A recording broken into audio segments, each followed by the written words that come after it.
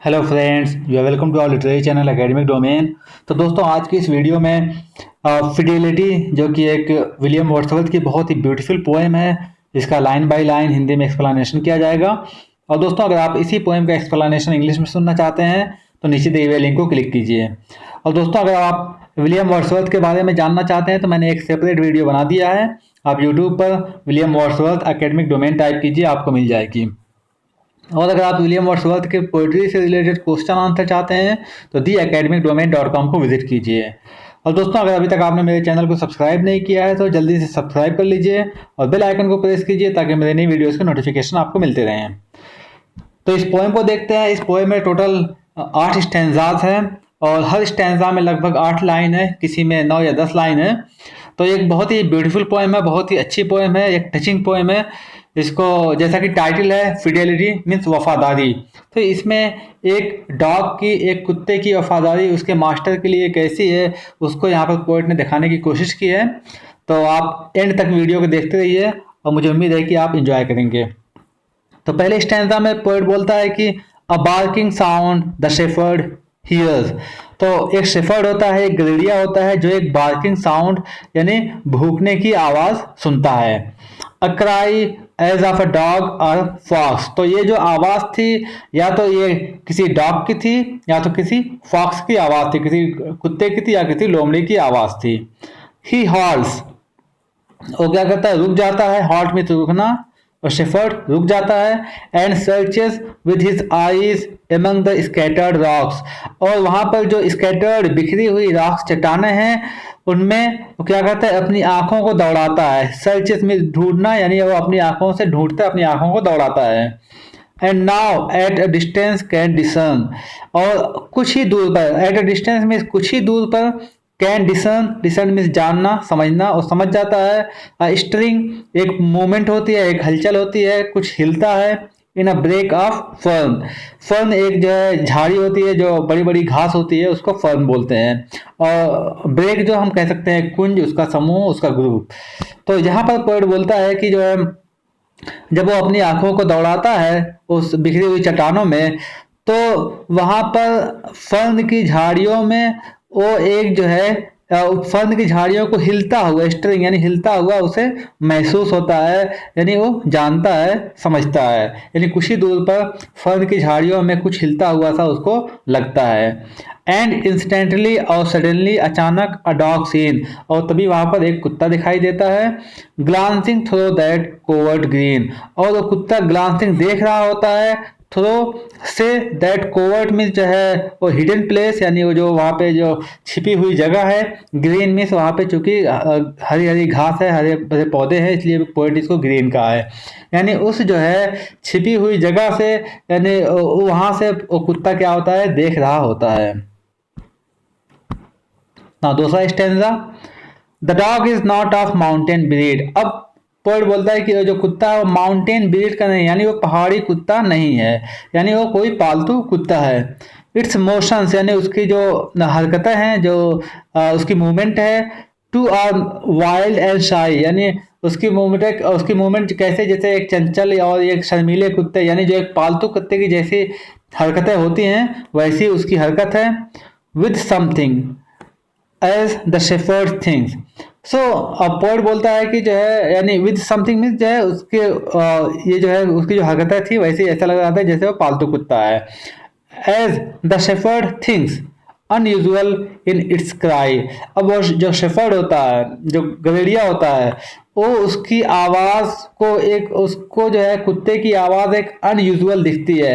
Unusual means जो है असाधारण दिखती है, यानी अनयूजुअल, असाधारण क्राई में जो कुत्ते की आवाज है, यानी उसकी आवाज में, उसके भौंकने में एक दर्द का सा एहसास होता है, जो शेफर्ड को ऐसा लगता है।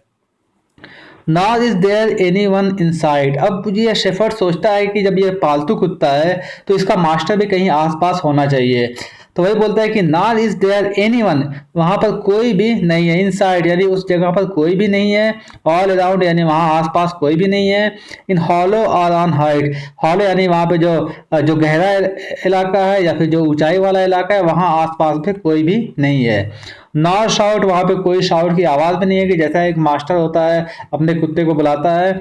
ना विजिल स्ट्राइक्स हिज ईयर, और ना ही वहाँ पर जो सीटी की कोई आवाज़ आती है, जैसा सीटी बजा के लोग कुत्ते को बुलाते हैं, तो वहाँ पर कोई सीटी की भी आवाज़ नहीं है। What is the creature doing there? अब ये शेफर्ड सोचता है कि ये क्रीचर, ये जानवर, ये कुत्ता वहां पर क्या कर रहा है। ना तीसरा स्टैंजा देखते हैं। इट वॉज अ को मीन्स बे, यानी जो है खाड़ी जिसको हम बोलते हैं, जैसे बे ऑफ बंगाल, बंगाल की खाड़ी। तो वही पोएट बोलता है कि इट वॉज अ को, वो क्या था, एक जो को थी, एक खाड़ी थी वहां पे, ह्यूज रेसिस, और एक बहुत ही बड़ा वहां पर गैप था, एक गड्ढा जैसा था। दैट कीप्स, यानी that keeps till June December snow, यानी वो इतना ठंडा था, वो जगह इतनी ठंडी थी कि दिसंबर की बर्फ वहां पर टिल जून, जून तक रहती थी। अ लाफ्टी प्रेसिपिस इन फ्रंट, और इन फ्रंट यानी वहां पर सामने क्या थी, एक लाफ्टी, एक बहुत ही ऊंची प्रेसिपिस थी, यानी जो है ये पहाड़ी थी, यदि जो है एक जो ढलान ढलान वाली चट्टाने थी, ढलान वाली पहाड़ी थी। अ साइलेंट टॉन बिलो, और वहां पर नीचे एक साइलेंट, एक खामोश झील थी, टॉन में झील। For in the bosom of हेवलिन, और ये जगह कहाँ थी, ये सिटिंग कहाँ पे थी, हेवलिन एक पहाड़ है इंग्लैंड में, उस पहाड़ के बॉजम में, यानी उस पहाड़ के बॉटम में, उस पहाड़ के तह में ये जगह थी। फार बिस दूर, यानी ये बहुत दूर, वो पहाड़ जो बहुत दूर है उसकी तह में ये जगह थी। रिमोट फ्रॉम पब्लिक रोड और डिवेलिंग, और ये जगह जो पब्लिक रोड, यानी पब्लिक ये जो रोड है, या जो जहाँ पे लोग रहते हैं, जैसे गांव वगैरह से बहुत दूर, रिमोट बहुत अलग थलग थी, रिमोट में अलग थलग, ये जगह बहुत ही अलग थलग थी इन लोगों से। पाथवे, वहां पर कोई फुटपाथ भी नहीं था, ना ही कोई कल्टीवेटेड लैंड, यानी खेती करने की कोई वहां पर जमीन भी नहीं थी कि जो है लोग वहां पे आए उस साइड, उस तरफ। फ्रॉम ट्रेस ऑफ फुट और हैंड, तो वहां पर ना ही किसी ह्यूमन फुट और हैंड, यानी वहां पर कोई इंसान के हाथ पांव के कोई निशान भी नहीं थे। यानी ये पोएट के कहने का मतलब ये कि इतना जो है अलग थलग इलाका था कि वहां पर कोई आता जाता भी नहीं था, ना वहां पर कोई जो है खेती करने वाली जमीन थी, ना वहां पर कोई फुटपाथ था, ना वहां पर कोई रोड था, और ना ही वहां पर कोई इंसान वगैरह रहते थे। बहुत ही अलग थलग जगह थी। चौथा स्टैंजा देखते हैं। There sometimes doth a leaping fish, और वहां पर कभी कभी आवाजें सुनाई देती थी। वो आवाजें क्या थी, देयर समटाइम्स, कभी कभी, डथ अ लीपिंग, लीपिंग में उछलती हुई कूदती हुई, फिश में जो है मछली, सेंट थ्रू द टाउन, उस झील में, अ लोनली चीयर, लोनली में अकेली, और चीयर में जो है खुश हम कह सकते हैं। तो पोएट बोलता है कि वहां पर कभी कभी जो है जो मछलियां खुशी से उछलती कूदती हैं वहां झील में, उसकी आवाज सुनाई देती थी। The cracks repeat the ravens crow, और कभी कभी रेवन यानी कौवे की क्रो, यानी उसकी आवाज वहां क्रैक्स में, चट्टानों में क्या करती थी, गूंजती थी। यानी वहां पर ये आवाजें कभी कभी सुनाई देती थी उस जगह पे। इन सिम्फनी ऑस्टियर, तो ये आवाज़ें क्या थी, एक तरह से एक खूबसूरत जो है ये आवाज़ें एक खूबसूरत गीत की तरह जो है सुनाई देती थी। ऑस्टियर में सिंपल, यानी एक खूबसूरत, एक अच्छे, एक मेलोडियस गीत की तरह ये आवाज़ें वहाँ पर सुनाई देती थी। दीदर द रेनबो कम्स, और पोएट बोलता है कि वहाँ पर क्या होता था, रेनबो वहाँ पर दिखाई देते थे अक्सर, रेनबो में से जो है इंद्रधनुष। द क्लाउड, क्लाउड वहां पर दिखाई देते थे। And mist that spread the flying shroud, और वहां पर मिस्ट यानी कोहरा दिखाई देता था, धुंध दिखाई देती थी, और वो ऊपर ऐसा फैल जाता था जैसे श्राउड यानी कफन की तरह ऊपर पूरा फैल जाता था। यानी एक बहुत ही मिस्टीरियस प्लेस लगता था। पोएट के कहने का मतलब यह है। एंड सनबीन्स, और वहां पर क्या दिखाई देती थी, सूरज की रोशनी वहां पर दिखाई देती थी। एंड द साउंडिंग ब्लास्ट, और कभी कभी वहां पर इतनी तेज सी आवाज उस खाड़ी में कभी कभी इतनी तेज आवाज होती थी, that if it could would Hari past, यानी ऐसा लगता था कि वो आवाज क्या होगी, बहुत तेजी से वहां से दूर चली जाएगी, वहां से यानी उस खाड़ी से वो आवाज बाहर निकल जाएगी। कभी कभी ऐसा लगता था, मगर लेकिन द इनॉर्मस बैरियर्स, यहाँ पर वो जो चट्टाने हैं, बड़ी बड़ी ऊंची ऊंची चट्टाने हैं, पहाड़ियां, उसके लिए पोएट ने कहा है कि वो जो इनॉर्मस बड़ी बड़ी बैरियर्स चट्टाने हैं, होल्ड्स इट पास्ट, उसको रोक देती थी। यानी उस खाड़ी में कभी कभी इतनी तेज आवाज होती थी और ऐसा लगता था कि वो आवाज क्या हो जाएगी, वहां से खाड़ी से बाहर निकल जाएगी, मगर उस आवाज को वहां की जो बड़ी बड़ी चट्टानें होती थी, जो पहाड़ियां ऊंची ऊंची थी, उसको उसी में रोक देती थी। पांचवा स्टैंजा देखते हैं, not free from boarding thoughts. अब जो वहां पर अब जो शेफर्ड था, जो ग्रेडिया था, वो जो है बोर्डिंग थॉट से, बोर्डिंग विचारों से फ्री नहीं था। बोर्डिंग मीन्स क्या है, बैड ओमन, यानी अपशगुन, यानी उसको लग रहा था कि कुछ ना कुछ खतरा है, कुछ ना कुछ यहाँ पे डेंजर है। A while the shepherd stood, वो जो है शेफर्ड थोड़ी देर के लिए क्या हुआ, वहां पे खड़ा रहा। Then makes his way over rocks and stones, तब वो चट्टानों और पत्थरों से होते हुए गया। Following the dog as quickly as may, तो वो चट्टानों और पत्थरों से होते हुए वो डॉग के पास गया। Nor far had gone before, अभी वो बहुत दूर नहीं गया था, फार में दूर, अभी वो बहुत दूर नहीं गया था कि ही फाउंड, उसे मिला, उसने देखा, क्या देखा, अ ह्यूमन स्केलेटन, उसने एक इंसान के ढांचे को देखा, यानी सिर्फ हड्डियां ही बची रह गई थी, ढांचा बचा रह गया था, ऑन द ग्राउंड, वहां जमीन पर। द अपाल्ड डिस्कवरर, डिस्कवरर यहाँ पे शेफर्ड के लिए यूज किया गया है कि उसने उसको देखा, अपाल्ड में डरा हुआ, और डरा हुआ डिस्कवरर क्या है, विद असाई लुक्स अराउंड, उसने एक आह के साथ चारों तरफ देखा। टू लर्न द हिस्ट्री, और ये जानने के लिए कि आखिर माजरा क्या है, और ये जानने के लिए कि आखिर ये ढांचा यहाँ पर कैसे आया, इस आदमी की डेथ कैसे हुई, ये जानने के लिए उसने एक आह के साथ अपने चारों तरफ देखा। Now the sixth stanza, From those abrupt and perilous rocks the man had fallen।